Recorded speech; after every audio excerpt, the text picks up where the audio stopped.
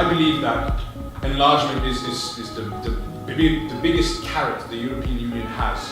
Right now, the comprehensive trade agreements that we close with other countries are not nearly as good as the one that we had with Turkey back in the day.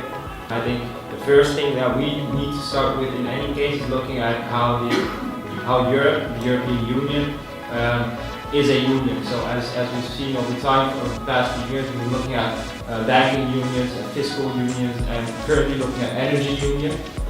I think that at this point that we should take a decent look at how these criteria are formulated and how they are adhered to as well in the last accession rounds. I think to the north, well, east, well, but northeast, in between. I think the Russian border is definitely the line. We in the UK, many people think we are overpaying for our membership. They think that actually financially we're worse off. So I don't know if you're aware of the UK Independence Party, for instance. They're very vocal. This thing that we call the Council of Europe, which has recognized a few countries as members of Europe. And we're not talking about members of the European Union now, but the geographic Europe. That includes Armenia, Azerbaijan, Georgia, those countries. I don't think Switzerland will join the EU. They're not very EU-minded. Also, they're very expensive now because they decoupled their Swiss franc from the euro.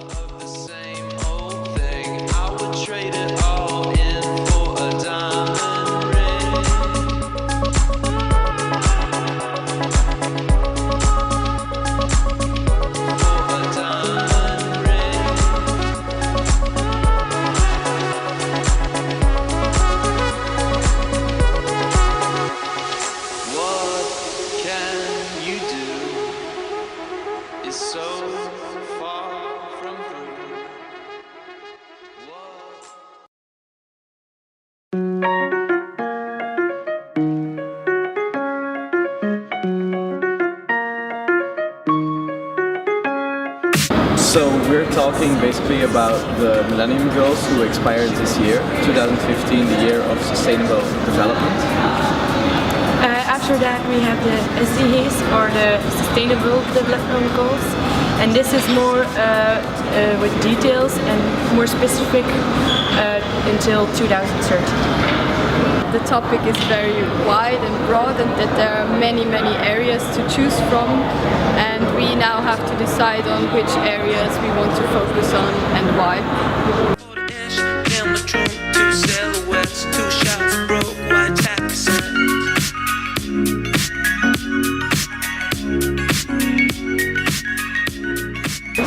We're talking a lot about the CAP, so that's the Common Agricultural Policy. Like mainly food production and environment, sustainability, food security, like the provision and the distribution of food. Committee on Agriculture, we're pretty much facing, we have like the Common Agricultural Policy, which is like specific rules, and the main issue is that we have to ensure sufficient food provision with the estimation of rise population till 2050 of around 9 billion, but also making sure that it's eco-friendly and not having an impact on the environment due to farming and agriculture. It's really hard. Yeah, we're trying. We're really trying, Natalie.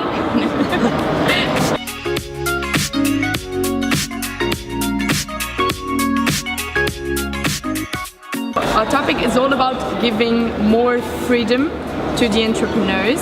In this way they can grow and it will be good for the European Union and the economy. So that we can get out of the crisis and the stagnation. Because after we had brainstormed like facts and problems and solutions, putting them into practice and actually putting them together, combining them, especially the administrative burden, which is really high for entrepreneurs, especially for startups and SMEs, which are small, medium-sized companies. It's kind of technical and complicated, and to actually go from facts and specific problems and to see it in the whole context. But I think we managed really well, and the rest of the discussion went really well.